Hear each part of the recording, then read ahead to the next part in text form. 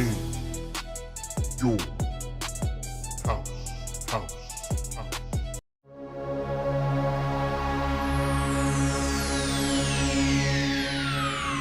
Ladies and gentlemen, may I have your attention, please?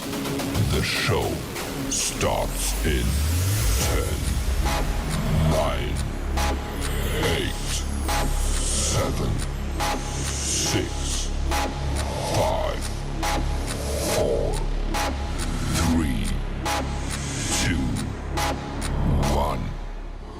Bada boom, realest one in the room. How you doing? I'm a certified G, bona fide stud. You can't teach that. And you are tuned in to IYH. Hi, this is Isla Dawn, and you're watching In Your House podcast. This is Alexis Littlefoot, the Big Flexer, and this is In Your House. Yeah. In your house with O'Con. Hey, O'Con in your house. Hollywood in your house. Hypocrisy's head in the clouds. Curating all kind of loud. Wrestling in front of the crowds. Paragon's holding it down. Anybody can get it. Josh Joseph standing on his decisions. He is the voice. There is no choice. We is them boys in your house making wrestling noise. Moving fast just like cruiserweight action. In your house is the perfect distraction. Poppers in your ears when you in traction. Get this work with some wrestling action. Smoke.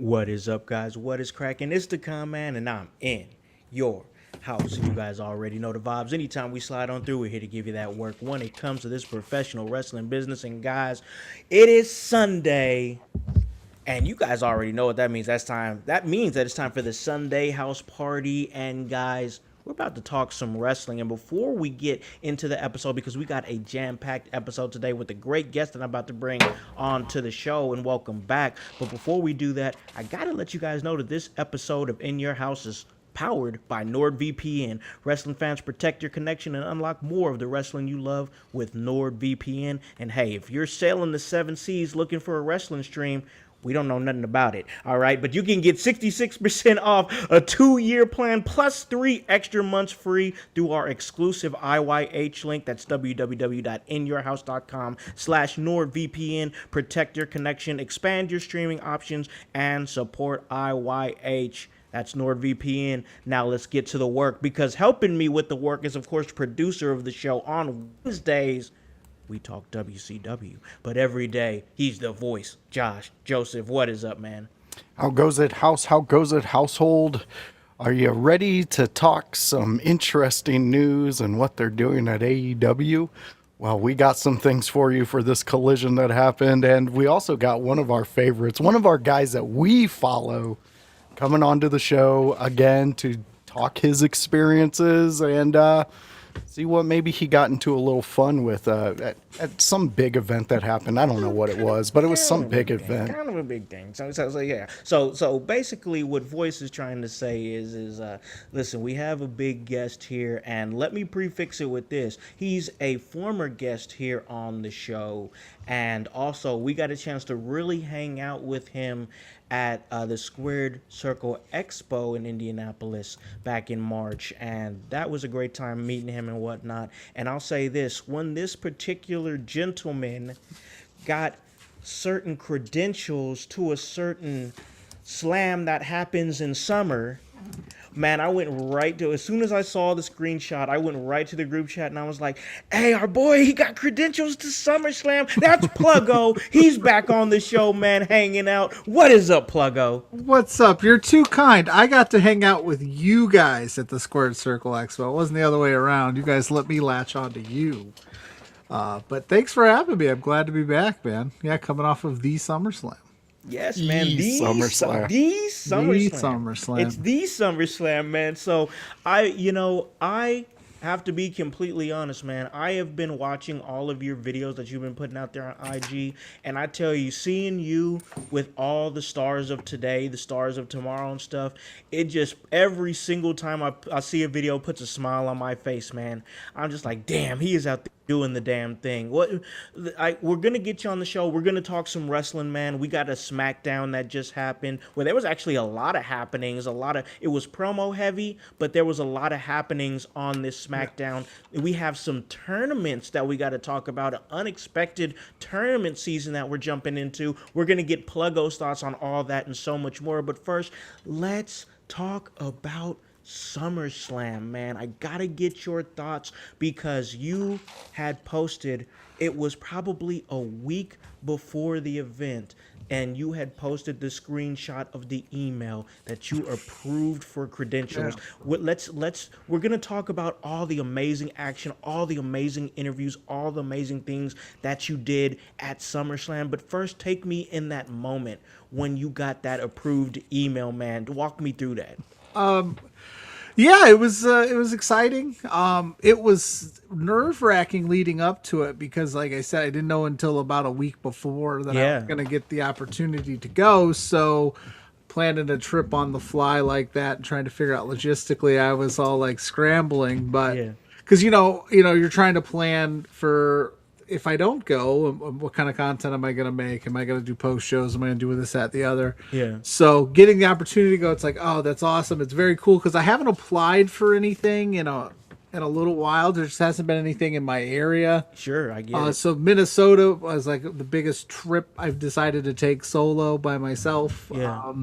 So I definitely am happy that I got the call, and it still blows my mind that they let me in those rooms, but I appreciate them letting me in there, and they must like what I'm doing because they invited me back. So hell that's yeah, awesome. They didn't kick me out after night one and go, get out of here, dude. Yeah, man, that's just I could only imagine the excitement that you had. There was I gotta get to Minneapolis now. I gotta be up in this mess and it's gonna be crazy, but like this is what we do it for, man, to have opportunities just like that. So of course I want to talk about the experiences and everything like that, but before anything else, just congrats, bro, because I haven't got a chance to tell you in person. Like, congratulations, man. You went out there and you did your fucking shit, bro. Like, it was great to see you working. Thank you. No, yeah, I appreciate that. When I go out in those things, I try to make the best out of any situation I'm in and try to get the most content that I can try to get while being, still enjoying myself as well. So I tried to take it all in, and I appreciate the kind words, man. I'm still shocked that I was out there to, get to do those things. Like I said, it's still kind of surreal to me, kind of like looking back and seeing all of the comments flood in this weekend on socials and things like that. It was pretty wild. Yeah, man. That's why I knew I wanted to get you back on the show. We are always welcome here on the show, but the time felt right, especially with the experience that you had. And I know myself, Voice in the household, definitely want to hear everything that you got to say. Voice, I know you're just chomping at the bit, man. We'll go ahead and let you jump on over. Let's get on it, man. Ask Pluggo some questions about the experience. Yeah, well, obviously I've been a huge Pluggo fan for many, many years. I've been following the dude. I absolutely love the way you present content, and that's what's kept me a fan. But again, like Howse, when I seen you got this opportunity, all I could smile. That's all I could do because I was so happy for you to be able to get that opportunity and do something that you love and go to that next level. Who was the first person you told as soon as you read it and it all sunk in? Who'd you tell? The wife. I always tell the wife first, Mrs. Pluggo, because that's honestly, she's got to know what I'm going on because hey, listen, I'm going to Minnesota next week. Can we pull it off? Right? I gotta run it by her. Of course. And then, of course, she had a trip planned to Chicago to go see Good Charlotte that weekend, and then the boys had a fishing trip with their with my father-in-law. Oh man, up in Wisconsin. So I'm like, can we pull it off? Yeah. Right? So she's always the first to know. And then obviously I'll let, Love Wrestling and Spencer and them know, like, hey, yep, I got the approval. So then we'll start coming up with a game plan of like what to expect, what do they need out of me, because like if I'm going on their behalf, then hey, what do you want, here's the content, I'll get you what you guys need. And yeah, it's kind of surreal, like, then you just kind of, like I said, you plan the trip and figure it out. And like I said, this was the biggest trip I've done solo. Like I've gone to, we did 2 years ago, I did SummerSlam in Cleveland with JPJ. We did a similar thing. So my co-host of Between Two Beards, it's nice to always have somebody bounce off of. Or I've done like WrestlePalooza in Indianapolis and things like that. I did the Royal Rumble, but again, that was with JPJ. So like doing a 9-hour drive and then doing all the content and everything myself, it's like, hopefully this turns out as well as I hope it does. Yeah. Because there's just no one to bounce ideas off of at that point. It's just you in the room. Like you said, you're just trying to figure it out. Some of the names are coming in, some of them you don't know. So you're just like, oh, hey, Blake Monroe, you're a late minute addition to this scrum here. Yeah. Let me come up while I'm standing in line, something to talk to you about. Yes. Yeah. Yeah. So it was more of an on the fly thing because, like you said, you're there solo.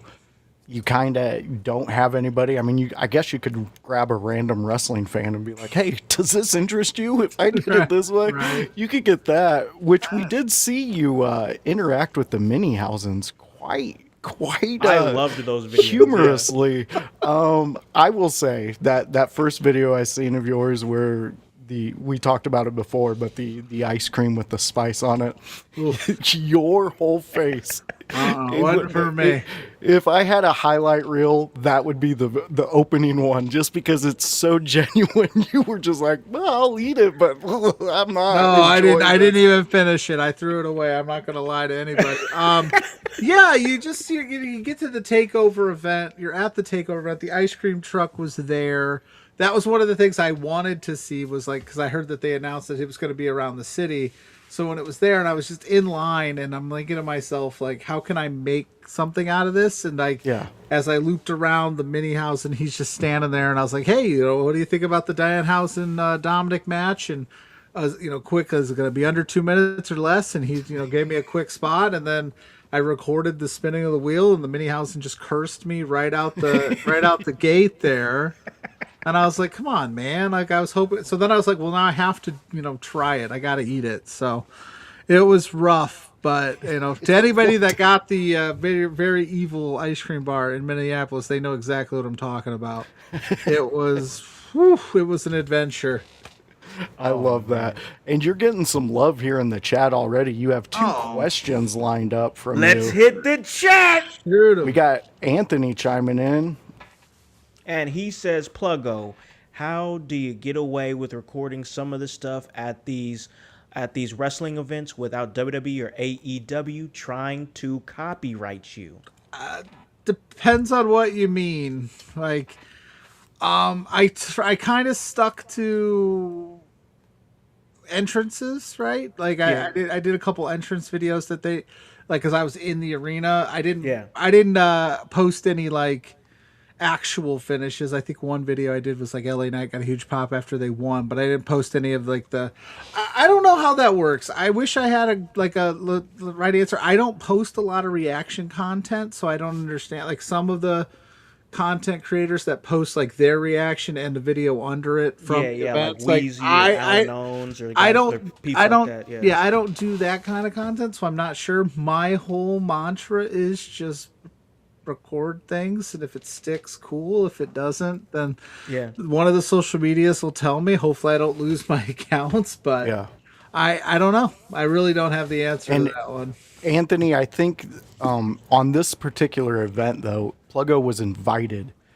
to come and cover I was this event. I was part of the media, so I think maybe I get a little more. Sometimes they'll tell you like, don't record this or don't record, not like what to record, not like when we did the Royal Rumble, they were very adamant about like, don't post the entrance first 10 seconds of it or something. Like they wanted the people to get the experience before, the surprises before we would post them. But this one, they were just like, do your thing. And again, a lot of mine's just flying by the seat of my pants and trying and seeing what works while I'm at the stadium. But I was like, I got to get some kind of content out of there.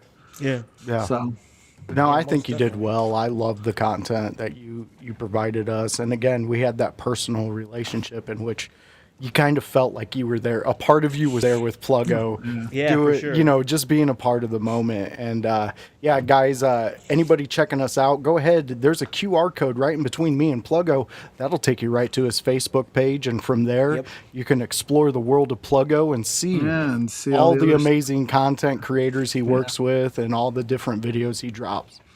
Yes, he does a great job. We have a question from Michael DeVore Jr. in the chat. He says, "What up, fellas? Yo, Pluggo, what is your favorite show you have covered?" Favorite show I've gotten to cover. I'm gonna say I'm partial to, I think, the Royal Rumble 2025 in Indiana. 2025, yeah. Right, Lucas like Oil. it was Lucas Oil. It's in Indiana. It's the home state. Getting to see the home state show out.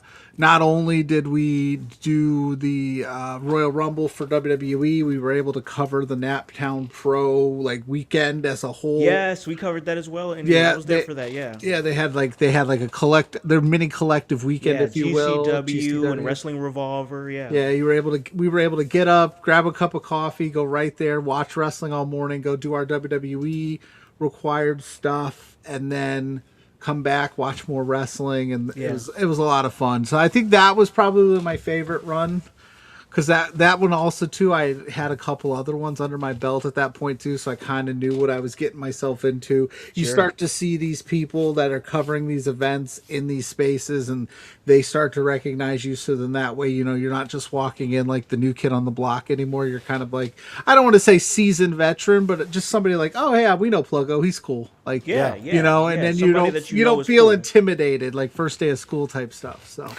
Yeah. so I'll go Royal Rumble 2025.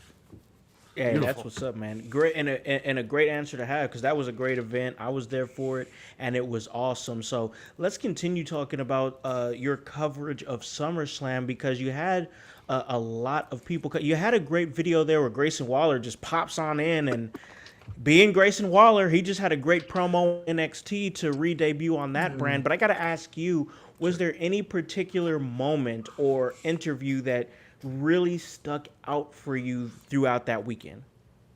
Well, to the Grayson Waller thing really quick, I'll just point out, so that was like a free meet and greet. They had free meet and greets all weekend at the Takeover.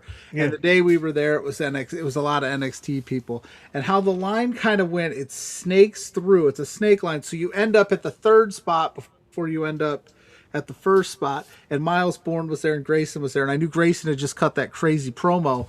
So I go, hey Miles, would you want to wrestle this guy over here for the championship? And he walks up and just starts talking shit. Love it. And he's like, oh, everyone's trying to be a podcaster, yada yada yada, and he's talking his stuff. And then I get closer to him and I tried to ask him about the promo, and he was like, I'm not giving you nothing, you don't deserve any of this. And I was like, dang. This is after he flamed my buddy Pierce for wearing a Danhausen t-shirt, which was my fault, I guess, because he had just yelled at a guy for wearing a Danhausen t-shirt, be like, you're 25, bro. How are you possibly a fan of his? You're supposed to be an adult. And I go, what about this guy over here, Grayson? So I got him all riled up a little bit. You got him going, I got him, but he was on. He was everybody he was giving the business to. Ivy Nile at one point was like, Grayson, you got to move this line along. You keep talking trash to all these people. You got to get through the line. He was gone. And I will say this, and I will tell everybody, I walked up to him, we took the picture, I shook his hand, said thank you for everything, keep killing it, and he said absolutely, brother, that's what we're here to do. So he was having fun. He knew exactly what he was doing. He didn't come at me crazy. Somebody was like, I'd have punched him in the face for talking about my mama, and I was like, no, you wouldn't have. You wouldn't have. But favorite interview, I got a couple of other things outside of the junket. It was really cool to get to ask Sam Roberts a couple questions. Yeah, no doubt. I just went up to him and I said, hey, I met you here. I'm a big fan. You're one of the first podcasts I started listening to when I got into this wrestling thing. Yeah. And I was like, can I get a question? He was very nice to give me a couple. So very cool there. In terms of the interviews, The Miz was fantastic. Oh, I bet The Miz was. Oh. And I'm going to shout him out to the rooftops, to everybody and their mother. He was one of the first wrestlers there that day. and he was the last one to leave, and he left well beyond the time that he was scheduled to be there. He gave everybody that asked more. I wish I would have asked him more questions. Yeah, Like, because he wanted to give. Like, yeah, he just would give everybody. If you wanted to do like a quick shot with him, like I did a quick fit check with him, then he did questions with me, then he talked to everybody. Like, it was just really cool to watch him in that environment do his thing. And like, if he hated being there, you would have never noticed. He, like I said, every single person got exactly whatever they wanted out of the Miz. He gave it to them. Like I said, I wish I would have known. I try to be respectful of the times and like For sure, I'm the same way, yeah. not go crazy. So I try to keep it to the length. Like Natalia, I got to talk to her she only had 2 minutes, and I go, I'll get it done in a minute 30. Like I got 2 questions I have to ask you, and then one was the Bret Hart question. I was like, that's all I need. Because she had a flight to catch, and I was in the Miz line, and he went long, which was fantastic. But so I'll shout out the Miz on that one as like one of the better interviews, and I just kind of leaned into him with sports because I knew he was a sports guy. Yeah, and it was a lot of fun. Javon was a lot of fun. He was having a blast with everybody there. It was very cool to like get into that space and see how those guys operate. Oh man, that's it. I mean, you were just in the mix, bro. Like just doing the thing, getting all those interviews. Oh, looks like we dropped in there for a second, but Voice, getting all those interviews that he was getting like Javon and getting the Miz and everything like that, man. It just shows you that the hard work, that Pluggo puts into, what he does. Did I lose yet, or did you lose me? Off. I'm not sure, but you're back now. But Voice, I'm gonna give it back to you, man. What do you got for Pluggo, man? Because we got a lot of wrestling to talk about. I want to get some of Pluggo's opinions on what's going on in today's landscape. Yeah. Well, one of the first things I wanted to ask you, once we got into the interviews and you getting to SummerSlam, what was the feel once you walked through those doors finally by yourself, knowing that you gotta do this, and this is Pluggo's time? Walk us through that mindset of that first moment.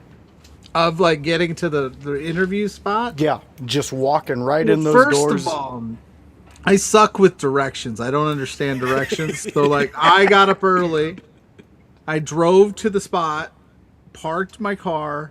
I must have exited the parking garage on the back half, walked around the block 3 times, realizing, oh wait, I'm on the other street I need to be on.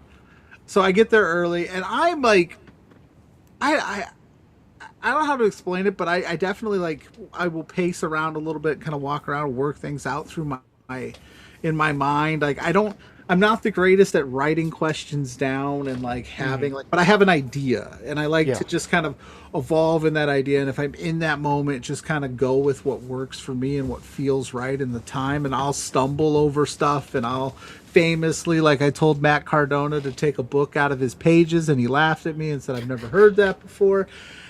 And I leave all that stuff in. Like, I leave it in the content. I don't know if that's the right way to do it, but I also want people to know, like, it's authentic to me. It's not something that I'm trying to overly polish or edit. Like, of course, you want to edit some things and, make things look good and be respectful. But, like, if I flub a line, I just kind of roll with it and, like, see how it goes. But, no, I'm in that, and I'm just like, all right, here's the job. Here's what we got to do. And, like, I'm nervous leading up to it because you're in a room, and I've said this to every single person that's in those rooms. Like, I shake all their hands, I tell them how great they are, and they are great. And you look around and people will tell me how awesome I am, but I'm also like, these are your people that I look up to, right? Like you're guys that I sit there and I go, wow, like I'm sitting here with you, like everybody's very nice and complimentary, but I'm sitting there having like a lot of imposter syndrome as I get into those spots. But I know what I'm there to do. So then I get in, as soon as the camera starts rolling, it seems to work. People seem to like it. So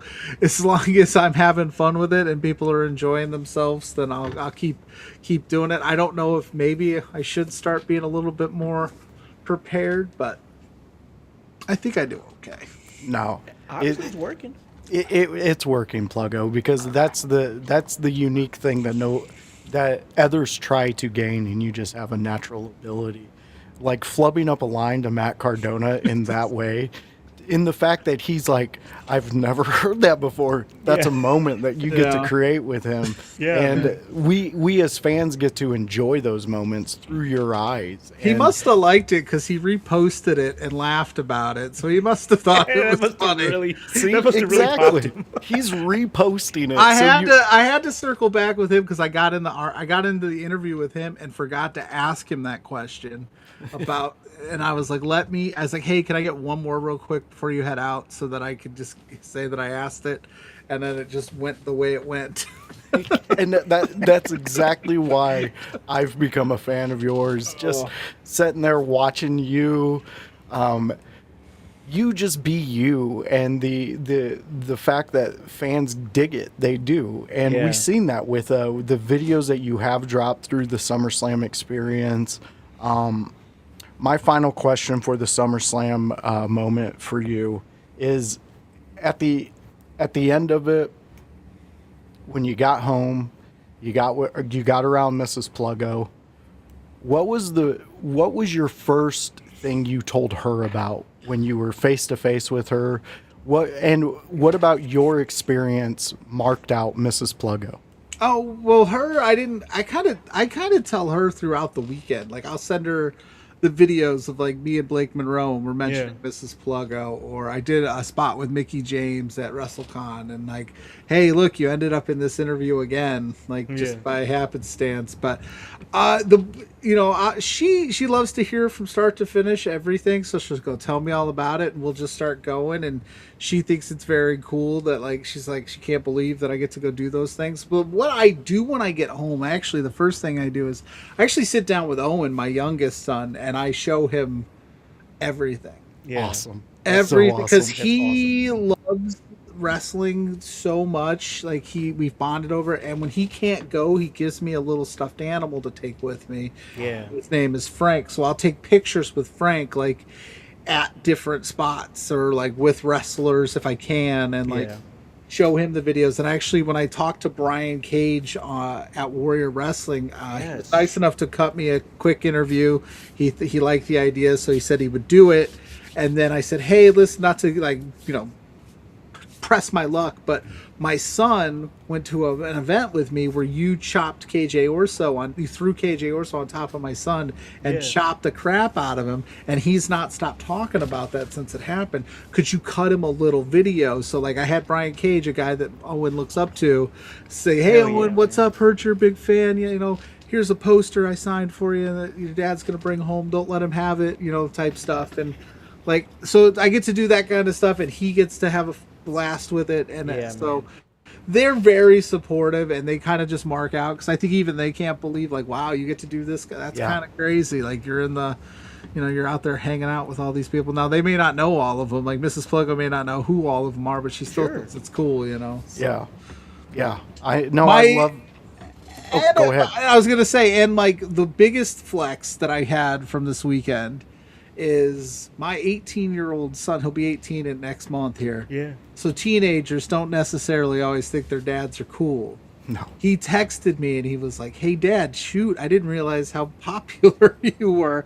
This is so cool. And he posted a comment on one of the videos, and he goes, hey, that's my dad hanging out with The Miz. Oh, man. And I was like, that's what I do it for, right? Like, I do it for me. This is my hobby. It's my passion. It's fun. It's great. But I told my son in that moment, I said, don't ever think you can't do something. Yep. Like, I don't have some extensive media background or went to school for this, or a lot of this was very DIY from the start, and would just take the opportunity. I said, you just make the most out of anything that you're given and try your best and hope that it works out.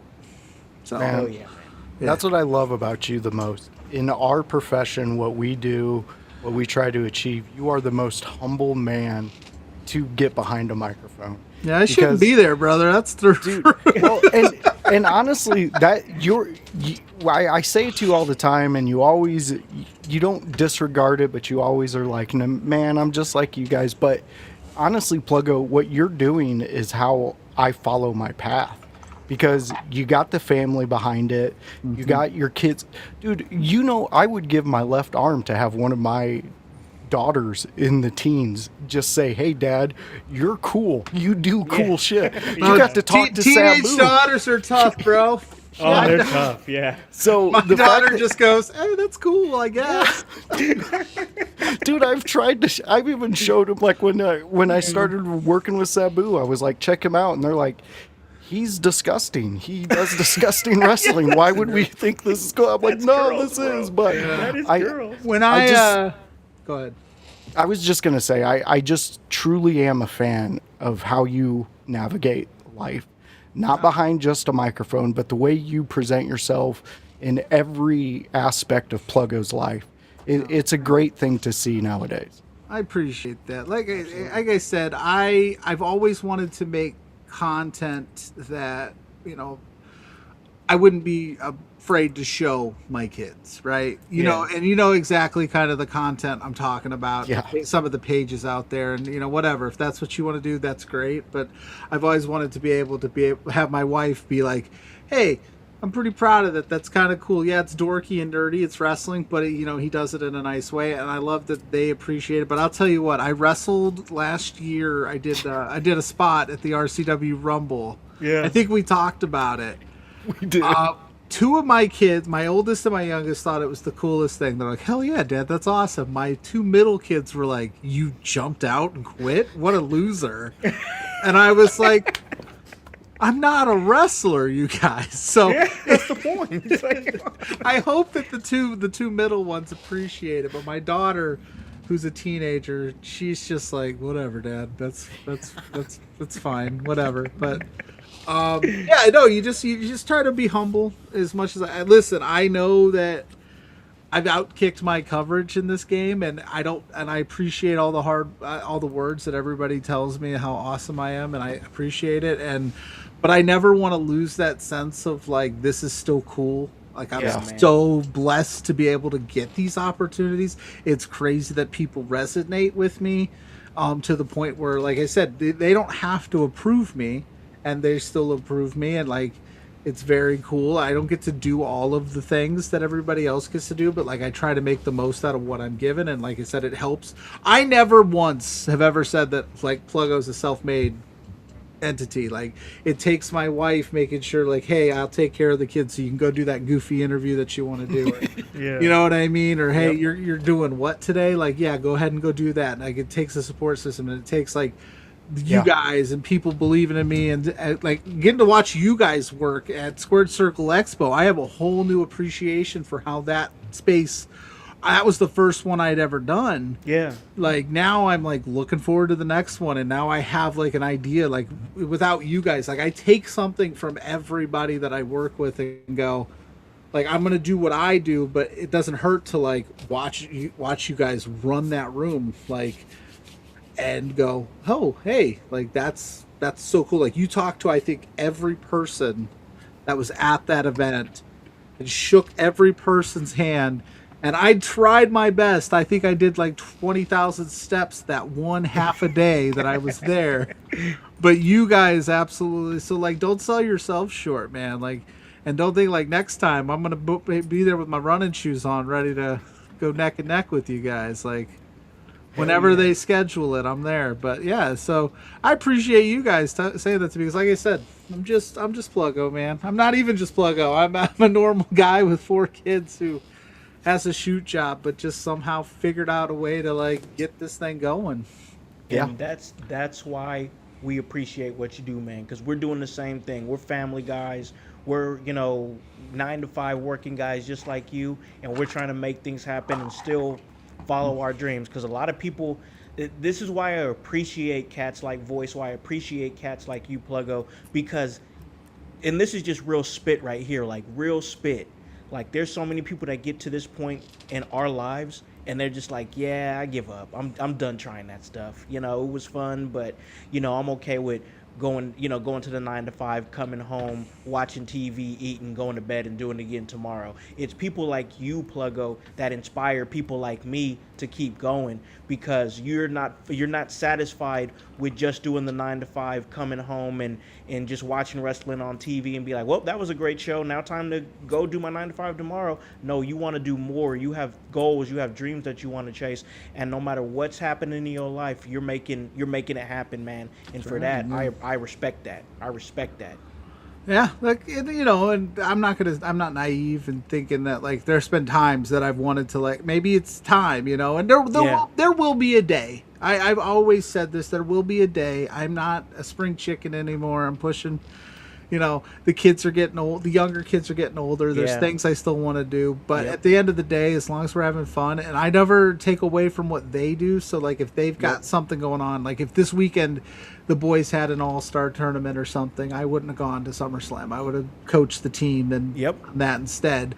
But, graciously enough, but timing and everything worked out. But yeah, it's not easy. It's definitely a grind, but if it's something that you care about, keep going.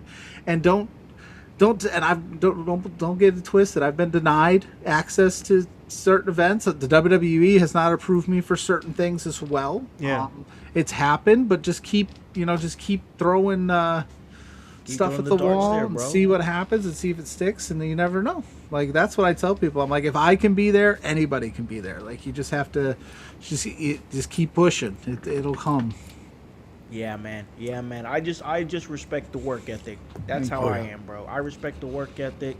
And of course, with that being said, I also respect your opinion on professional wrestling. We just had SmackDown this past Friday, and SmackDown seems to be pivoting, they're doing a lot of different moves now, whether it be Randy Orton, he returned and now he's dropped into the bucket, and now it looks like we're going to get Cody Rhodes, a more focused and vicious Cody Rhodes that is not in the title hunt, at least for the moment. We have the return of Kevin Owens. He's now the #1 contender after that crazy fatal 4-way at the beginning of night 2 of SummerSlam, where we saw Gunther dropped into what we thought was a triple threat and became a fatal 4-way with a returning Kevin Owens. He had a promo battle with CM Punk. Then, of course, we have Sami Zayn, who's still crashing out in the background, still talking to a planking Johnny Gargano. I don't know. How long has this been going on? 7 months. 7 months. I think I saw some tweets about it, because he did the SummerSlam meet and greets, and he planked the whole time. He was planking the whole time. Like, talk about easy money, dude. Oh, they're getting paid easy money. And we also saw the debut of Tatum Paxley after the main event of SmackDown. I'm going to get some of Pluggo's thoughts here in a second, but I'm going to throw it to Voice, because Voice jumped on our SmackDown after party, one of our newer shows here at In Your House, where they go live and talk SmackDown right after the show. I'm going to get Pluggo's thoughts, but Voice, what were some of your thoughts on this episode of SmackDown? I thought this was a fantastic SmackDown, especially right after SummerSlam. I know there wasn't a lot of wrestling, but at the end of the day, sometimes the episodes don't need a lot of wrestling, especially when you're telling stories like this. Kevin Owens and CM Punk, I don't understand why more people aren't talking about, like, this is one of CM Punk's best promos. We had close to 2 minutes before anyone said anything on a mic, and them talking back and forth and making this an actual heated moment. I don't know if Kevin Owens truly hates the man Phil, but if he does, or if he doesn't, he needs an Oscar for this performance. And CM Punk also, for him to say, what about your neck? Or anything to that neck talk. Even talking about his body. Like, he's talking about his body. That is going to another level in this industry. And we've seen the intensity of Kevin Owens as soon as he said that. So again, I thought this was fantastic. I thought the Sami Zayn Kevin Owens follow-up promo was great too. I thought that was a great Sami Zayn, because at the end of that, like Kevin Owens said, you're telling me if you were in my shoes, you did the exact thing that's happened to me and they call you, you're not taking that, shut up. Exactly. You're taking it. And that's exactly what the point is, that needs to be driven, because that's only going to up Sami's character in the fact that we're going to see him be more intense and more driven to go after titles and to have a purpose. So I think that Kevin Owens coming back in this form and fashion at SummerSlam, and then to be back onto SmackDown, be in the main event picture, be talking to one of the main event guys, Sami Zayn. Yeah. He's only building everybody around him as soon as he's come back. So Kevin Owens, he's our national treasure right now in SmackDown world. I love what he's doing. A lot of the matches, not many. There wasn't many, but the ones that we did have were impactful. They were great, hard-hitting matches. I'm looking forward to what Paxley does. Tatum. Me too. The only critique I have about the wrestling was you cannot do things like that in Jade matches when Jade is working so well with Charlotte. Charlotte and her were having if it wasn't a 5-star, it was certainly a 4-star match up until about a minute left. Once that interference came in, it seemed to kind of throw Jade off her game a little bit. Yeah, I saw there was some botches here and there nearing the end. Yeah, minute things that can be cleaned up. Yeah. But again, like I told Chris on the after party for SmackDown, to me, it would have been more impactful if Alexa Bliss was up at the top of the ramp doing that, and then Tatum came out from behind her and they attacked on the ramp, because then I really think that threw Jade off. It was so noticeable. But that match I thought was great. They're moving on some great levels here on SmackDown right after SummerSlam, and I thought I was going to be able to take like maybe a week off of SmackDown after this one and kind of settle down. But the way they vamped up this next SmackDown, I got to watch it live. I can't do my normal watch it at my leisure. So they're doing great. They're having me come back. I'm a repeat customer. Yeah, I've been watching SmackDown, and there's been some times where I'm like, whew, this was kind of missable. But now you're dropping names like Randy Orton in there, and it's forcing another level of Cody Rhodes out of that. And you have Kevin Owens coming back, automatically #1 contender. Tatum Paxley is in there. And you even have situations like Chelsea Green becoming the women's champion. But let's stay there, Pluggo. Let's stay there, because unfortunately, and I hate to hear this, man, because they had a match. It was Chelsea Green and United States champion Tiffany Stratton going up against the Fatal Influence, and they think it was either the Fatal Flaw or the Encore rolling elbow that might have broke an orbital bone for Chelsea Green, which rumors are saying. You can only take that stuff with a grain of salt, but rumors are saying 2 to 3 months possibly. I would hate for her to get stripped after it seems like we're about to have to strip Rhea Ripley, because she's going to be out for the rest of the year, reports are saying. So let me get some of your thoughts on SmackDown, Pluggo, and then just some of your thoughts on the whole state of the Women's Championship on SmackDown. First of all, I think WWE had a great week between Raw, SummerSlam. I think they did a lot of good. We're also not even talking about the Lola Vice on NXT. Seemingly seemingly said her goodbyes, so she's destined for SmackDown as well. But they've loaded SmackDown up. Like, I don't know if it was USA saying, "Hey, we need a jolt," or the Netflix. They're like, "When the number's going to be what the number is," because whatever. But they decided to get Cody Rhodes, CM Punk, Randy Orton, Sami Zayn. You got all these guys, and then KO is back. Just crazy amounts of depth right now in SmackDown world. And Kevin Owens being back is absolutely fantastic. It's what we needed. It's a jolt we all wanted, we all needed. He's dynamite in the ring. He's dynamite on the mic. He's going to be able to go toe-to-toe with CM Punk. We saw it Friday, and this is just the beginning of it.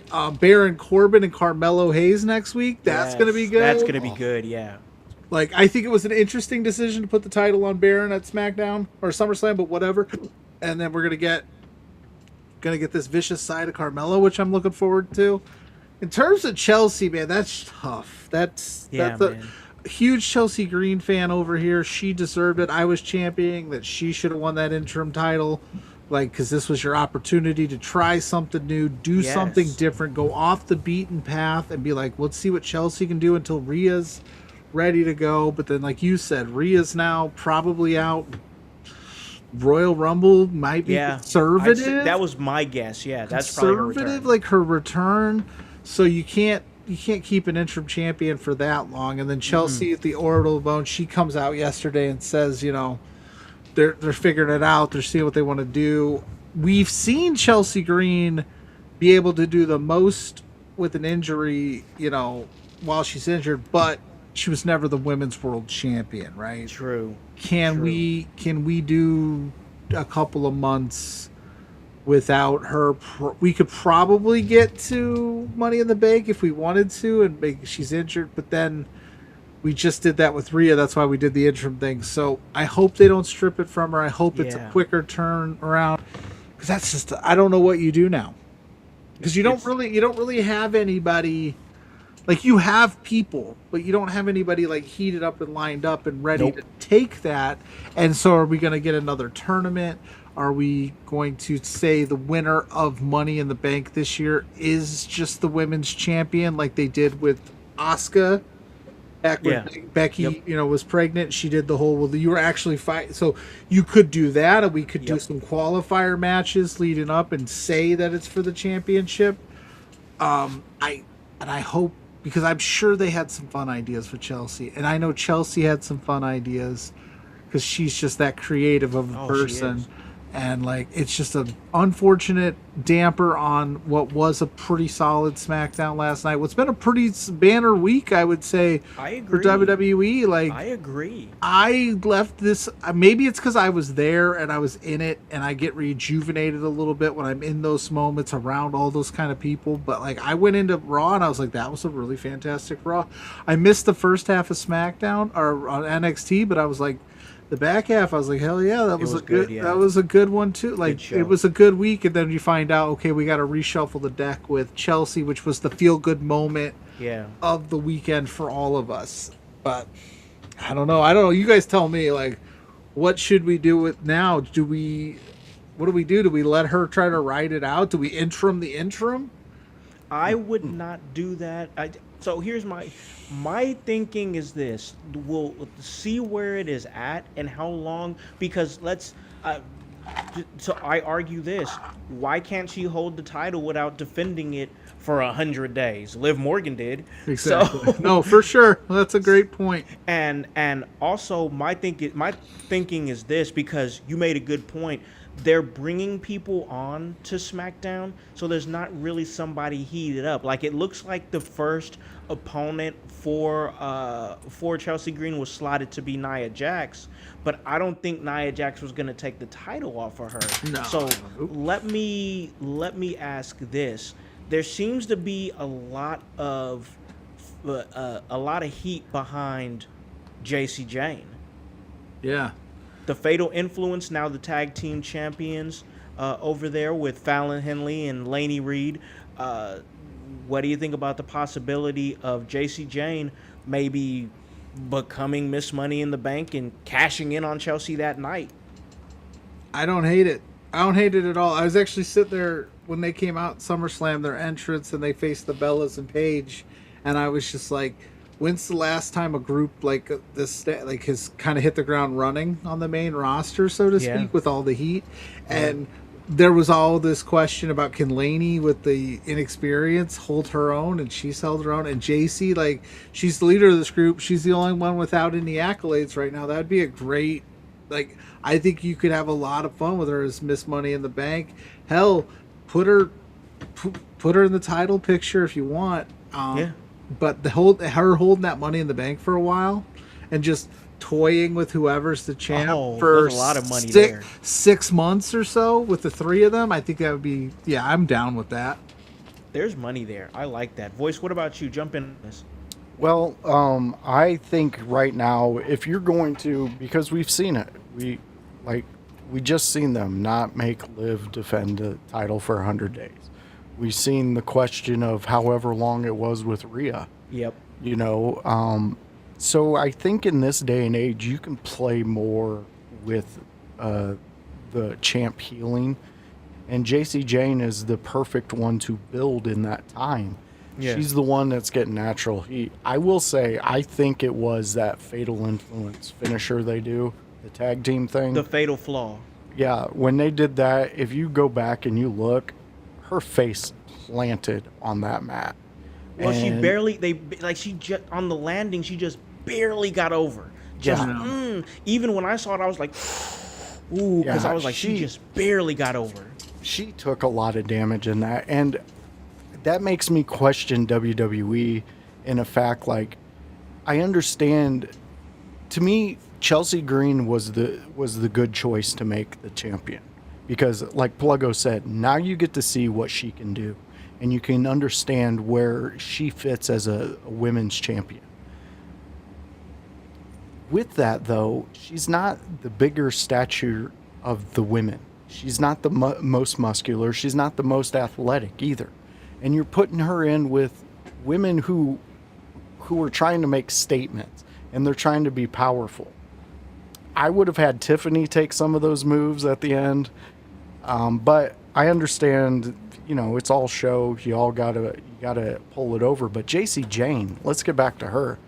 Let's put a rocket on her and see where she can go, because she's gaining heat. She's the AEW's drunk auntie, Tekla, over here. Hold on, wait a minute. I was literally about to say, when you were done with your statement, I was literally going to say, is she WWE's answer to Tekla? She is, 100%. Just look at the way she carries herself. And it's a smart move. And the fact that she knows herself in this atmosphere of WWE. When you have any wrestler, men or women, come over to the main stage and they get that instant, I know I belong, you have to ride that rocket. You have to. Because that's like we fall in love with Pluggo and his natural ability just to tell a fun story through his view.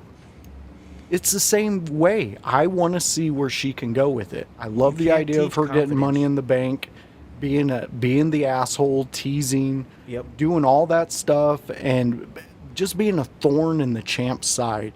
And this is the person to ride with that, especially with losing Rhea. Now we might be losing Chelsea. We don't know. We're playing it by ear. We're going to find out.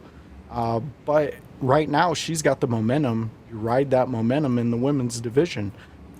You highlight your greatness. You kind of keep the darkness in the shadows. You just keep it over there.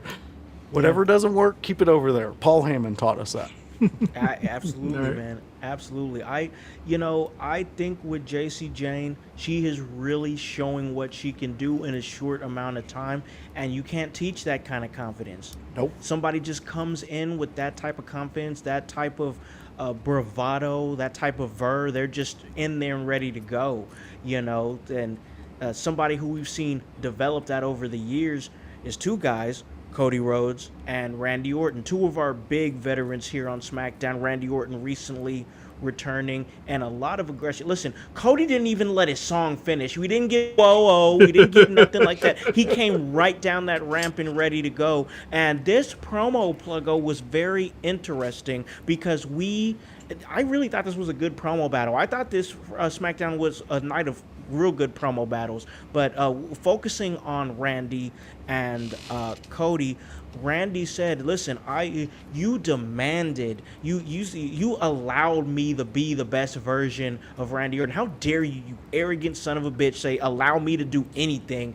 And so I realized when you beat me at WrestleMania that the best version of Randy Orton couldn't beat you.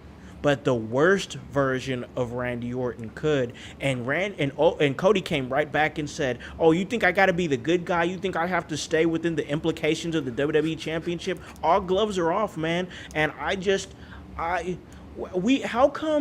come we get fucking Homelander Cody when he doesn't have the title, but we have Toy Story Cody when he has the title? What's the difference here? I thought this was a great promo. Pluggo, what about you, man? Where were you at? Oh man, listen, I think we've all been kind of wanting Cody to go to that dark side a little bit and turn heel or have a little bit, because like you said, when he has the belt, he's kissing babies and shaking hands, but when he doesn't have it, he's extra motivated, and I don't know why that doesn't show through when he wrestles like with the belt. But him and Randy, what are we saying, that the worst version of Randy Orton was McAfee's version? Is that what we're getting at here? Like, we're about to get this feud. It's not going to get McAfee. Yeah, you just throw shade at McAfee. No, I think Cody and Randy both know each other so well. This promo, they know that they're going to push each other, right? Backstage, you're like, go ahead, let it out, say whatever you got to say. We'll, it'll make for good stuff, which is what you need to have as a relationship of 20 plus years, where you trust each other.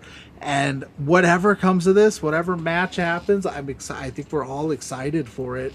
And listen, I joke about McAfee, but they didn't need McAfee at Mania. You could have done this at WrestleMania. I think what they're doing is they're giving us a mea culpa and be like, our bad here. We're going to do this proper. We're going to let these guys tell the story, not let McAfee tell the story. Because I liked what Randy said, and I don't think he needed the mouthpiece to say it at WrestleMania. So, man, I don't know what's going on with Cody, but I think if he's going to dig deep to the depths of his soul, because like they got a lot of people right now. If you wanted to turn, I understand you don't want to turn your moneymaker heel because you'll lose XYZ, but there's a lot of people at the top of that card right now. Oba's over. Yep. Over on Raw, he's a baby face. Punk is still draws. Kevin Owens is back now. Owens, yeah.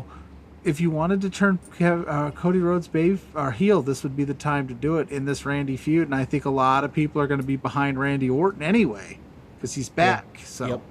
Great thought, Pluggo. Great thought. I agree with that. I think that you made a great point just now in saying we have enough guys back for us to afford a Cody Rhodes heel turn, and I totally agree with that for sure. But before we take our break, let's conclude our SmackDown talk here with this. After the main event that Voice kind of circled and talked about earlier, that being Charlotte Flair and Jade Cargill, we saw, of course, the debut of Tatum Paxley. So we don't have to talk about the debut, but I want to talk about this. Too early expectations for what we should expect from Tatum Paxley. I'm going to start with Voice here. What are your expectations for Tatum Paxley now that she is here on SmackDown? She's going to be that third member that Charlotte and Bliss need. And I think she's going to, until Bliss is fully healed and can get back into a ring, I think she's going to be a fantastic feature in that. So with that being said, something about this tells me that we could be seeing Charlotte and Tatum make a run for the tag titles, the women's tag titles. I didn't even think about that, but that's good. Hold them for when Bliss gets back. It's an interesting development with her joining what seems to be this group and making it a trios. We're getting a lot of trios groups. Yeah, we are. We're not getting traditional just tag guys with a manager. It's like wrestlers are in this too. Yep. So I would say first would be the filling for Bliss. That would be one of my big things. And then I would say within the next few weeks, you would see them probably getting a tag team shot. Okay, so you see tag team championships in the future. I like that. I think that's a good thought to stay with right there. Pluggo, what about you? Tatum Paxley, too early short-term expectations? Oh, I think the expectation is that what a great duo to debut with, Charlotte Flair and Alexa Bliss. You get to learn under two of the best. I thought she was going to go Lyra and kind of re-up that story as Livera's kind of changed and gotten a Yeah. little darker. Tatum for the NXT callback there. But hey, short term, I think, yeah, you just kind of ride the ship until Alexa's ready to go full time. I mean, long term, I could see her definitely getting to that United States Women's Championship picture because they could definitely need it. But right now, just, you know, we'll see. And I wonder how Charlotte Flair is, because it took Charlotte a little while to get in with Alexa and believe in her. Are we going to have some kind of tension between Alexa's new friend Tatum and Charlotte Flair, her old friend, and see where that goes? I like that story angle. Good story angle right there. I like that a lot. I want to say this. Tatum Paxley is in quite possibly one of the best situations of not just her career, but probably any woman's talent career, to be dropped in and be in a stable with Alexa Bliss and Charlotte Flair, Right. two women that are surefire Hall of Famers when their time is done. I mean, Tatum Paxley's future is secure. All she has to do is to keep doing the right things, keep showing up, keep training, do everything right, and she is in a great spot. I am 100% with Pluggo as far as this woman could really make a difference in the mid-card championship picture as a United States champion. We've seen her as a former NXT North American women's champion and how she carried that. And I love the idea that Voice had that I didn't even think about, that this could turn into a tag team championship situation, where the way that I wanted this little short segment to go, and you guys nailed it and knocked it out of the park, was to kind of see what her feel would be in like the next 6 months to a year.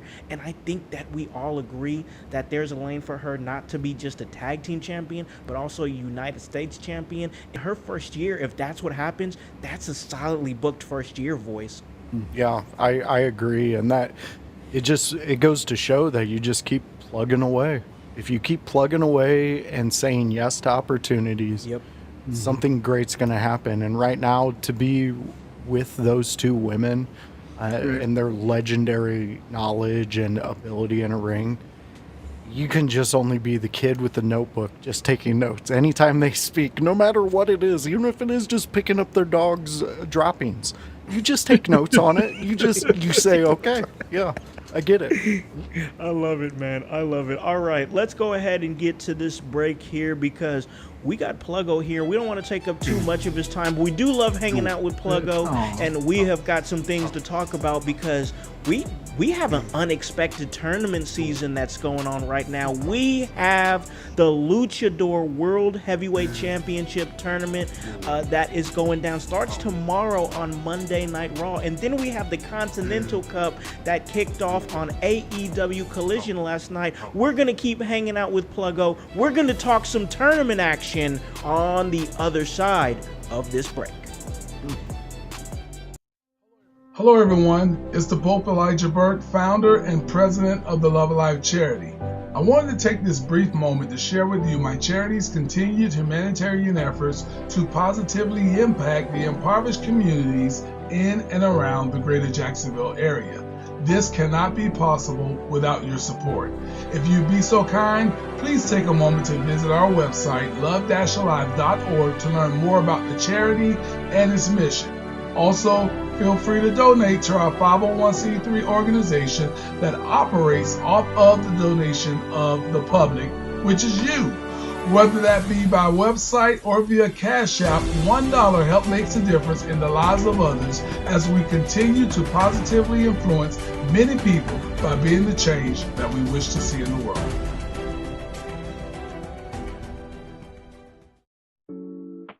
Welcome to the Brainbuster T-shirt website, where your favorite podcast team in your house lives. Look at all these fantastic options you have. If you want that sweet hype, we got it. You want to be divinely designed at yours. Have you lost your voice? We have all that voice merch for you. Are you just a part of the household? We got that too. Brainbuster Tees is where our YH live.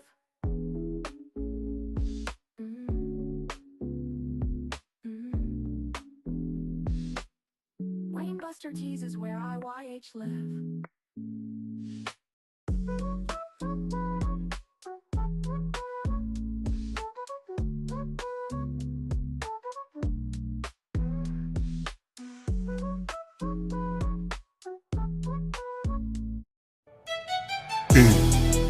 Hey guys, it's the executive producer of the In Your House podcast, Alakon the Con Man House, here to tell you on this commercial break to like and subscribe to In Your House on YouTube.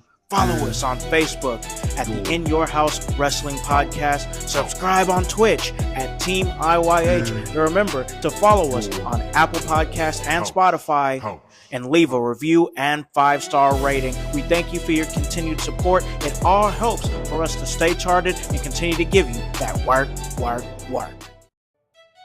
Hey guys, welcome back to In Your House. I'm hanging out with the voice, Josh Joseph, and of course our guy Pluggo, wrestling content creator. He was out there in SummerSlam in Minnesota last week. He was at the SummerSlam to be exact, right. And he was out there doing this thing. Real quick shout out to Goalie Nutrition, our sponsor there. You can go to goalie.com and get any of their great products there, apple cider vinegar gummies or ashwagandha gummies or anything. That's goalie.com, and you can put in promo code IYH to get 25% off of that, and to let them know In Your House sent you. But let's jump right back into the conversation with our guest Pluggo Voice, because it's an unexpected tournament season, and we have the World Heavyweight Championship #1 Contenders Tournament. The winner faces Roman Reigns on Raw in Mexico City, and that is going to be on September 14th versus World Heavyweight Champion Roman Reigns. First off, before we get into this tournament and break it down, I got to get some of Pluggo's thoughts here. What are some of your thoughts on this sudden tournament? All luchadors. It's going to be spanned across Raw, SmackDown, and AAA. Man, what were your thoughts when they first announced this? If you want my honest opinion, when I saw Roman Reigns and Rey Mysterio at the end of Raw, I thought, oh no, Worlds Collide, Chicago. I promise I thought the same thing. Voice, come on, bro. No, That's exactly where we went. They're getting Roman and Punk on that Worlds Collide show. No, but if you look at it and you break it down, AAA is their third brand, right? You get the main Raws, I guess Raw, SmackDown, if you want to consider them one main roster brand. Sure. Then you got NXT, and you've got AAA there. They're trying to really push AAA. Why not, if you're going to do this, Mexico City? Why wouldn't you have your biggest star in the company against one of your, best luchadors? And it looks like it's going to be Penta. Yeah. We'll see if any kind of surprises arise there, but I don't hate it. I love a good tournament. I love a good bracket. You throw a bracket at me, I'm excited to look at matchups and break it down. So it's a good way to fill TV. It gives me TV matches that are going to have stakes, which is never a bad thing. I don't think that, you know what I'm saying? So I don't hate it at all. Yeah, I love it. I'm going to get some of Voice's thoughts on here.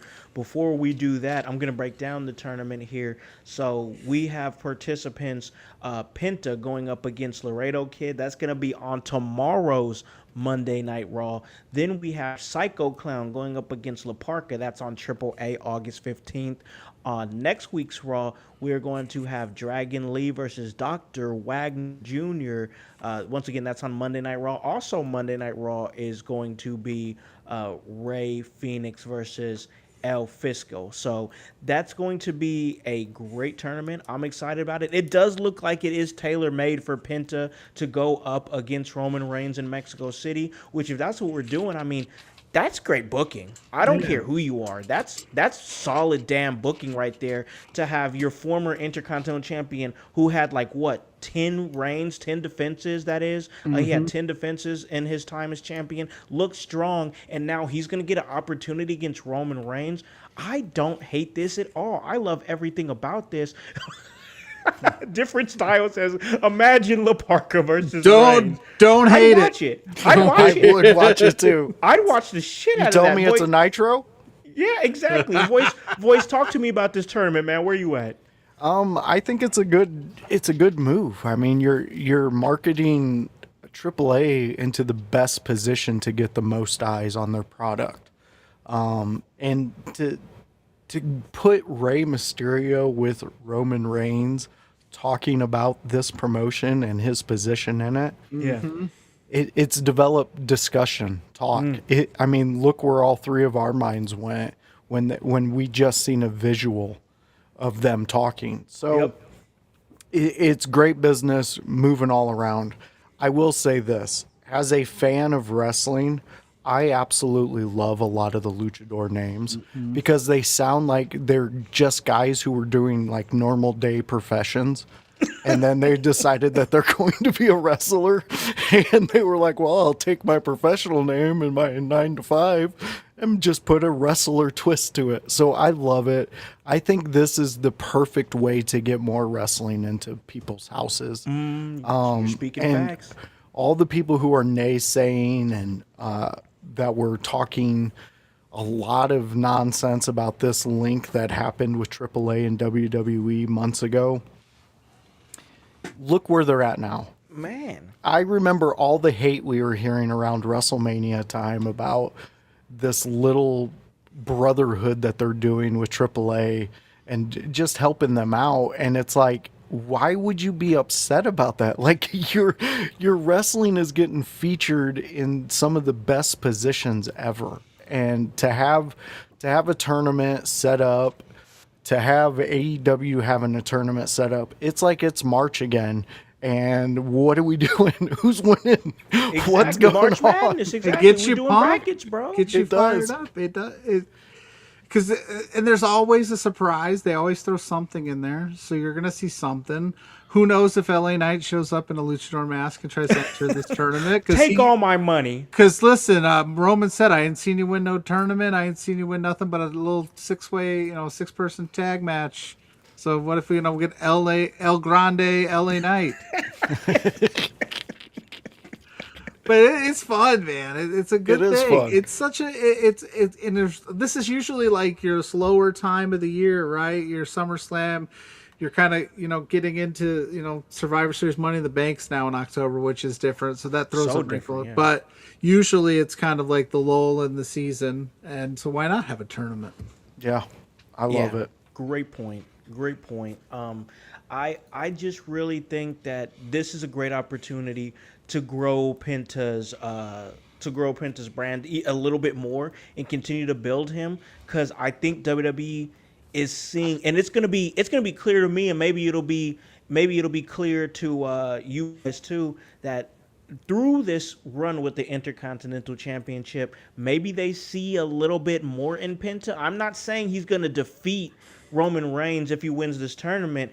I think he's going to give him a great match and is going to bang in Mexico City. But Voice, where are you at, man? If he wins the match, because I'd be shocked. I would be absolutely just blown away if he beat Roman Reigns to become champion. But let's be a little bit more realistic, because it looks really realistic that he's going to win this tournament. In your opinion, what do you think the company thinks about Penta if he wins this tournament and goes on to face Roman Reigns in Mexico City? This would be a moment. I mean, at the end of the day, this industry's built on moments. Yep. Guys doing the impossible when you swore Andre the Giant was going to win. Things like that. So to say that he's going to win or to say he's not going to win, we'll see. But I don't think that. I think Penta wins no matter what he does, as long as he gets in that ring in Mexico City and he's looking across to Roman Reigns. If I was booking it, there's a chance I could do. There's a chance I could make Penta the champ, just for a night, just for that moment. He's there, and then there's destruction that happens when he steps inside Monday Night Raw. I don't think they'll go that route, but again, like I said, he wins no matter what. As long as he's at in that ring in that moment, he wins. Yep. And the boost that his name gets, things like that, leak into future possibilities of him becoming a champ. Look what we did with Chelsea Green and her run. I was asking, where's her service, however they said it, the group that she had that elected her president of WWE. Like, this is I don't know. Penta, he's a unique individual, But again, I always look back to it. He's winning no matter what. If they push him through this tournament, he wins. Yeah. He gets like a fist bump from Roman or like a dap at just for a hell of a showing. Like, exactly. It makes Penta. Penta's one of those guys that, like, when he came over from AEW to WWE, you're kind of like, okay, I don't think any of us expected the, rise that he had to this level, to the point where, like you said, it's tailor-made for him to win the tournament. It's tailor-made for him to get a shot at Roman Reigns. Sure, he's probably not winning that thing, but we're all going to leave that going, holy shit, like, Penta's next. He's a guy. Yeah, he's a guy that we can put into these kind of spots. So, unless they do something off the wall, yeah, good for Penta, man. Yeah, I really want to see Penta in this spot, and as soon as I saw it, I was like, oh man, this is easy for, like, there was nobody that stood out. He's, as far as like name value nationally, internationally, whatever, no disrespect to anybody else, because I know names like Rey Fenix, he's a big name. La Parka is a legendary character that's transcended generations, so like there's names in there that that are in that mix, but none bigger than Penta right now. Penta is like really ascending as a huge star, because not only does he have a cool look, like he has cool gear and a cool mask and everything like that, like he's not no bitch. Like that's one of the biggest things about Penta, is that he's not just some cool looking character, is that he really carries that warrior spirit about him, that you can literally put him in the ring with anybody and you believe that he might have a chance. Like, I don't think he's going to beat Roman, but I think he's going to give Roman a run for his money. Yeah. I think for sure he's going to give Roman a run for his money. Why? Because Penta's not no bitch. He's a warrior. He's, he goes in there and he kills it anytime he steps in the ring, and he proved that in that Intercontinental Championship run. So I agree with what Voice is saying and what Pluggo is saying here, that no matter what happens, if he gets that match, if he's in that ring with Roman Reigns in Mexico City and he loses and gets a fist bump or a sign of respect of any kind from Roman Reigns, that's going to be like, hey, look at this dude. He might not be a world champion right now, but he's definitely going to be a world champion at some point. Yeah. So much respect goes to what Penta, even Ray, have done in their career coming over to WWE from AEW. Ray Phoenix is going to be amazing in this tournament too. Yeah. He's going to have a great outing. With this tournament set up for great matches to be highlighted, and the Lucha Libre style to be shown to the masses. And you're using it with Roman's back, and Roman's fine with it. So once if it does boil down to Penta and Roman, we're going to have one of Roman's greatest matches with anybody. Penta and Phoenix could be in the finals here.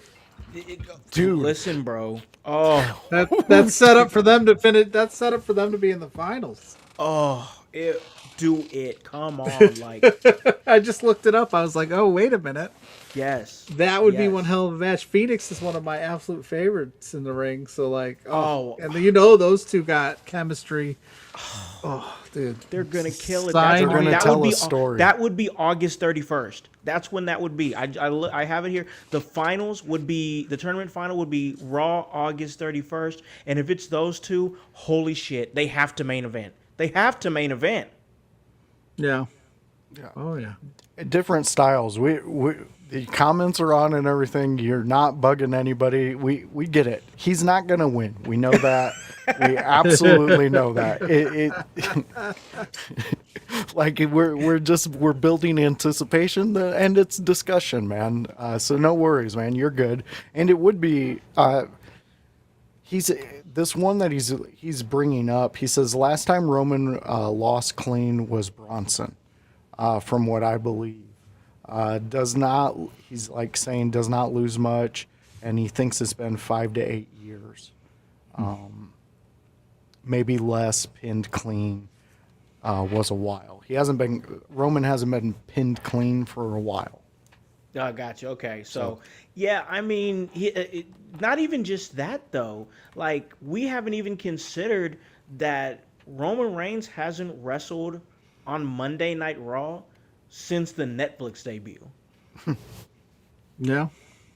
That was like January of last year, and he wrestled solo for the Ulafala in the rights to be so that's the last time we saw him. So like I get what he's saying, but like what WWE right now, in my opinion, especially since I've been watching a whole lot of AEW and Voice, I've been loving what I've been seeing at AEW, loving it, enjoying it quite a bit. But what WWE is doing right now with dropping these, returning characters and debuting some new characters and this tournament is really piquing my interest. Like I think I text you like early in the morning, Voice, a few weeks ago after I watched a Dynamite. I rewatched a Dynamite at work, and I texted you that morning, and I was like, I think I like AEW more than WWE right now. And that was about like 2 weeks ago. Right now, Voice, I think it's neck and neck. I think AEW still kind of has a small edge right now, but WWE has once again got me to a point where I don't want to miss any shows right now. Yeah, no, it seems like both companies and promotions are listening to their fans again. Yeah. And they're playing more towards the fans. We've seen a price drop in tickets for SummerSlam. Yeah. They weren't as expensive as some people were thinking they were going to be. We're getting moments from AEW where, if you guys have followed us on the Thursday show, we've had consecutive weeks of saying something and them turning around and doing it. Yeah. There's a lot of fans being listened to, and when you listen to the fans for the entertainment in which they're fans for, I know this sounds very complicated and convoluted, but what it really boils down to is we love tournaments. Yeah. We love we love stories being told, and we love when you are listening to us in some aspects. We do love surprises and things like that.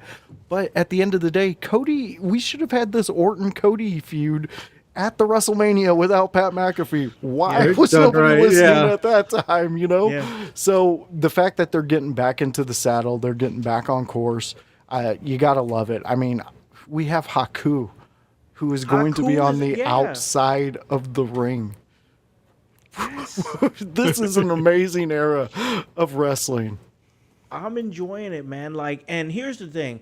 It's so easy to sit up there and tear WWE down when they make mistakes like ticket prices or somebody got booked that we didn't like or anything. But like, I appreciate moments like this right now where I'm like looking back at the last week, and Pluggo said it. And to answer Pluggo's question from earlier, or your thought from earlier, no, it's not just because you just came off of an amazing weekend covering SummerSlam. That's not why WWE was good. WWE this past week was just good. Right, yeah. It was just good. They continue to show us they can do it when they want to do it, and that was a week that they had. Hopefully they keep that momentum going.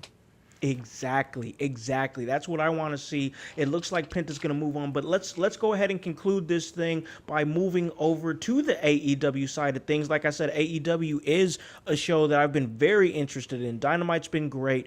I'm going to watch Collision a little bit later while I'm cleaning my house, but I had to keep up with the results of the inaugural Continental Cup because we did have the beginning of that going on yesterday, and I want to get some of Pluggo's thoughts on this tournament, the Continental Cup, because it's a very interesting tournament, Pluggo, because it was a blind draw tournament, and that's one thing, but then also the second round is going to be a blind draw too, so you don't even know who you're looking forward.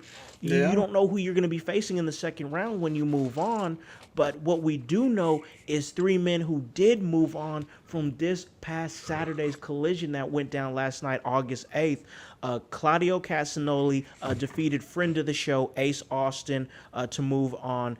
Eddie Kingston defeated Jake Doyle, and Orange Cassidy defeated Matt Sydal. So, I mean, we did a little bracketology episode this past Thursday, and kind of did some speculating on who we could see in the finals and this and that, which is a little bit hard when the second round is blind draw as well. Yeah. but let me ask you, Pluggo, what are your thoughts on this tournament? I know we got some of your thoughts on the last one. What are your thoughts on this Continental Cup? It's different, right? I thought, Continental Cup, I was like, we already have the Continental Classic. Now we have the Continental Cup.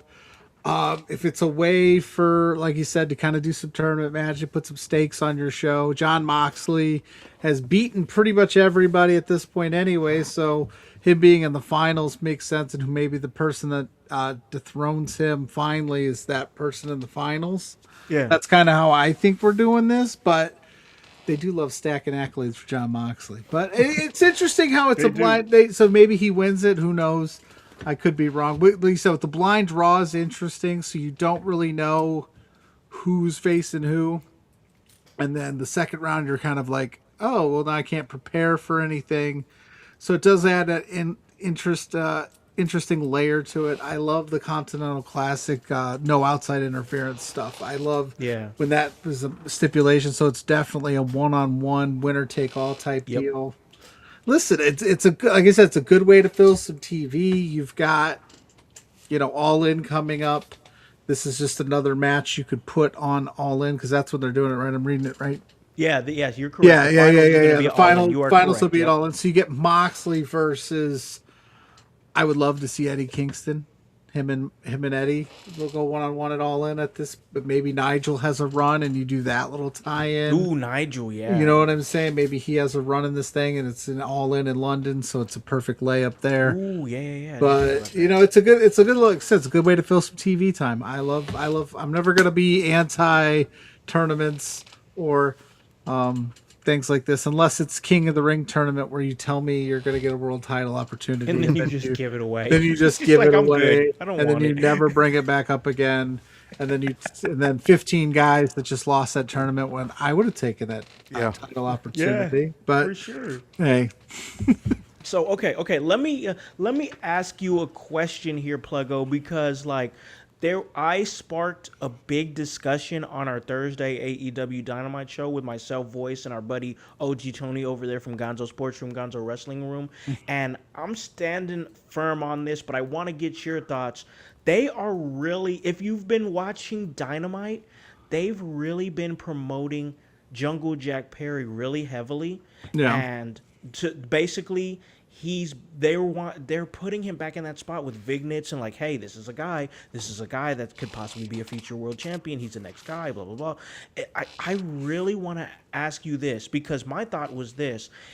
One of the key matchups in this tournament, Pluggo, for me personally, is going to be going down this Wednesday when Jungle Jack Perry goes up against AEW Continental Champion Jon Moxley. Now, I could be crazy. I know I'm going up against every fiber of any AEW thought ever, but what if there's a possibility Jungle Jack Perry beats Jon Moxley and just gets Jon Moxley out of the tournament, first round, not Continental champion anymore, and we set the tone for this tournament in a different way where we guarantee a new Continental champion? That would be an interesting way to do it. I didn't even know that match was happening. So This is breaking news. I wouldn't have booked this thing in the first round. yeah, but it's the first round, dude. So you have an up-and-comer like Jungle Jack, and the way they're pushing him against the strong champion, Jon Moxley, in the first round, Pluggo. Yeah, and I mean, Moxley does have some other things going on right now with the Ospreay stuff and Kenny and all that. So that would be a way to set the tone and shock the world. And you're right; they got a lot invested in Jack Perry, rightfully so. He's a great wrestler. Oh, good. He's one of their pillars, and so he just signed a new contract. So I wouldn't shock me, but I would be genuinely like, oh, okay. So this is that would be a great way to set the tone that anything could happen in the cup. It would add a wrinkle to Moxley where it's like. you've been focusing your attention elsewhere, and you need to be refocused up. Who knows? I like it. I like it. You're selling me a ticket to something I hadn't even thought about. Voice, come on, man. Come with us. Come on, Voice. I agree. When you brought this up earlier on the Thursday show, it's an interesting way to go. And why wouldn't you do that? Because you are putting a wrinkle into Moxley's his whole career when you do that. Because then that's what Kenny Omega focuses on.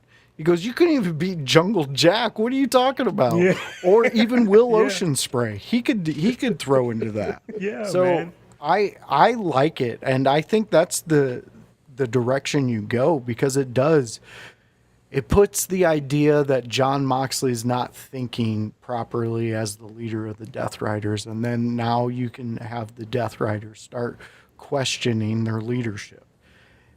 It's storytelling. Why aren't we at that story 10 years ago with these guys? Moxley's doing what Moxley can do when Moxley's on TV. And let's let him just do it, because he's going to do it. As long as they're paying him, I don't see a promotion he works with outside of the WWE who goes, hey, Mox, maybe less. WWE only seems to be the one who's like, hey, bud, you don't have to have all the ideas. Yeah, hold it down. Yeah, cool it off. And I see what you're saying. So let's get some thoughts here. Pluggo, I want to get one of your last thoughts here. What would be an ideal finals? What is the finals that Pluggo wants to see for this Continental Cup?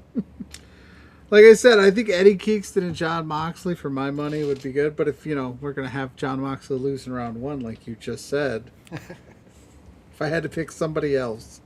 All right, let me look at this field real quick. It's a great field. It's a great field. Eddie and Nigel? See, you could go with that, and there'd be some hard-hitting action. Yeah, that could be fun. Hard-hitting action. Yeah, you could do that. There you go. I'll go Eddie and Nigel if we're knocking Jon Moxley out on Wednesday, like you said. But if Jon Moxley's in there, give me Eddie and John. Why not? Got you. Voice, what did you give us on Thursday for your finals? I'm trying to remember. Jay White and Jungle Jack. Yeah, it was Jay White and Jungle Jack. That's right. Yeah. I just think that they would bring a fun feel to that finals. And I would have Jay go over, but that's just me. No, I get it. And here's the thing, bro. With this being a blind second round tournament, we really don't know. Anything's possible. And for me, that makes it fun. That makes it cool. I enjoy this tournament. Let's get a comment here from Ribshot. He says, I think AEW sees Perry as a homegrown star. They want him to succeed. It's like they need to justify him being worth the trouble he caused with the Punk thing. Oh, Ribshot. We love you, man. And it's real class. Cry me a river. Cry me a river. Cry me a river. But listen, I think it was a match he had for a triple threat with, I think, Nick Wayne and Andrade for the national championship like a week or so ago on Dynamite. And man, Jungle Jack impressed the shit out of me. His engine was insane. This dude's gas tank, I mean, he was hitting big move after big move after big move in concession. And I'm like, hold on, wait a minute. Maybe I got to think differently about Jack Perry, because just like Rib was saying and Pluggo was saying, I did kind of have a bad taste in my mouth about him with that whole CM Punk thing or whatever. But man, seeing him put his head down, focus on the work, Voice is the same thing we talk about Ricochet every Thursday. Yeah. Seeing him put his head down and focus on the work, and now I'm seeing what this kid is doing. I believe in Jungle Jack Perry. I've become a fan. Yeah, I mean he went about it trying to get heat the old natural way in wrestling. And he went up against CM Punk. We've said it many times. CM Punk can go to Chicago, stand in a ring, strangle a puppy, and everybody will cheer. This dude can do whatever he wants in the wrestling world. Yeah. And if you're a part of that backlash, it's going to come back on you. But I think he's proven himself, and he's done exactly what he should have done in the first place. Put your head down. Don't worry about everybody else. Worry about what you're doing in that ring and how you're presenting yourself. And once he did that, we're getting what we're seeing with him. I've been a fan of him. Yeah. His micro mini is still up on my wall. Like the dude, I get what he does. I understand it. And I think he comes from a background in which you can play into that character.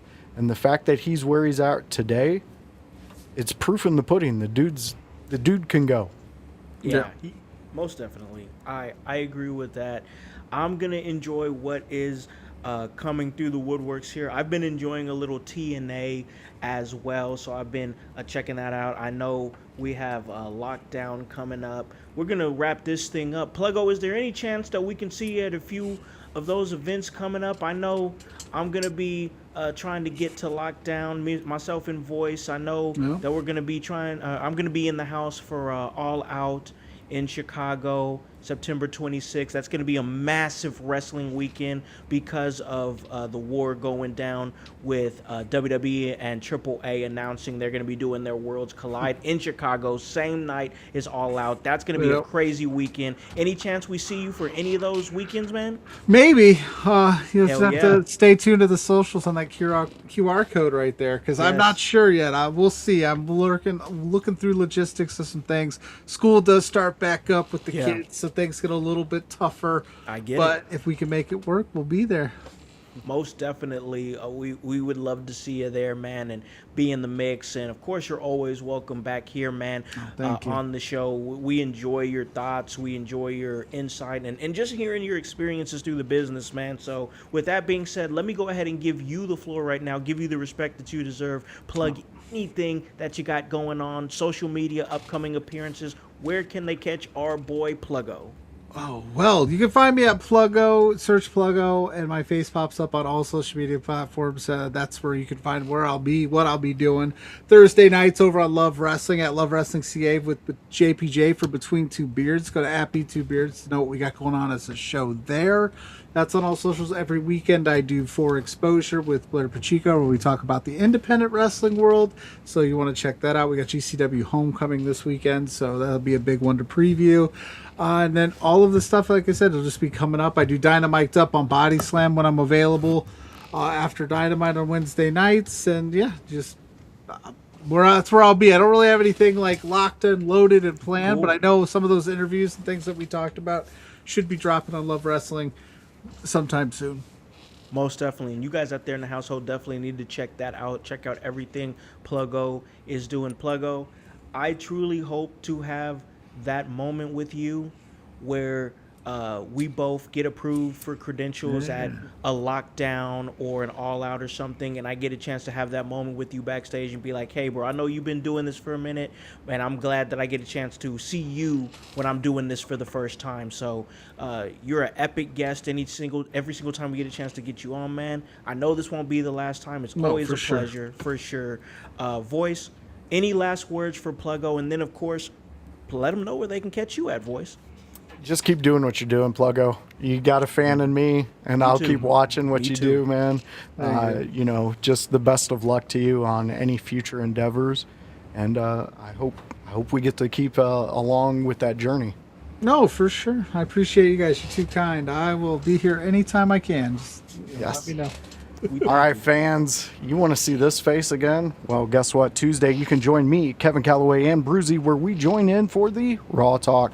It's the Raw Breakdown with me, Bruzy, and Kevin Calloway. We sit there, we give you guys each a topic we want to talk about, and you guys tell us what you want to talk about. Join us at 6:15 on a Tuesday when that goes live.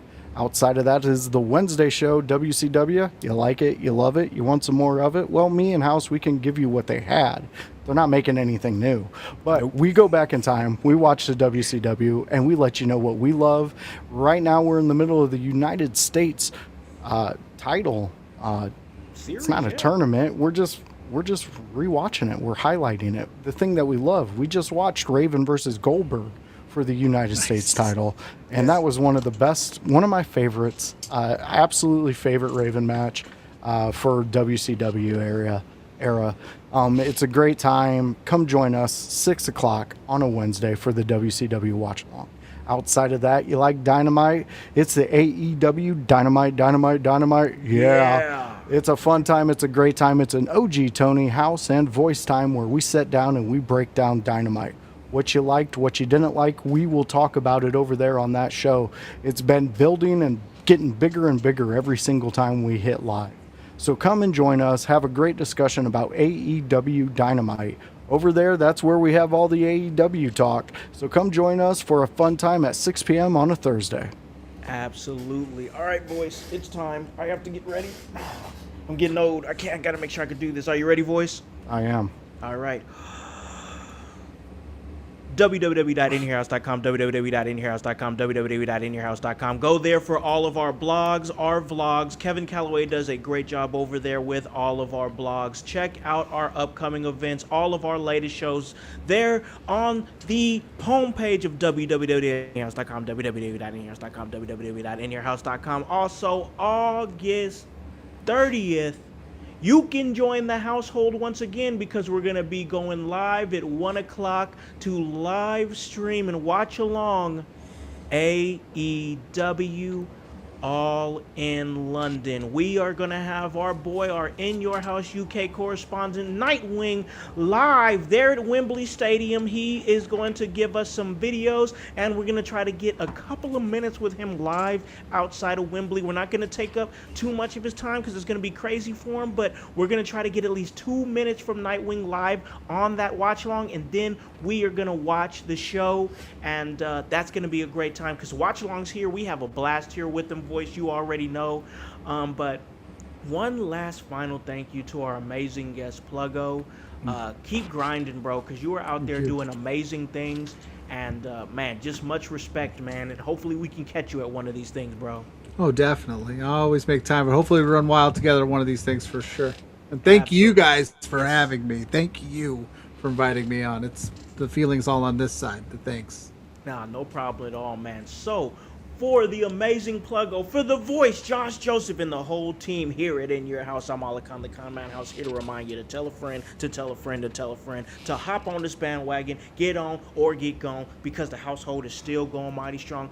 We'll catch you tomorrow when OG Tony and Gonzo talk to you about a little Monday Night Raw right after the show. We'll catch you next time. Peace. Yeah.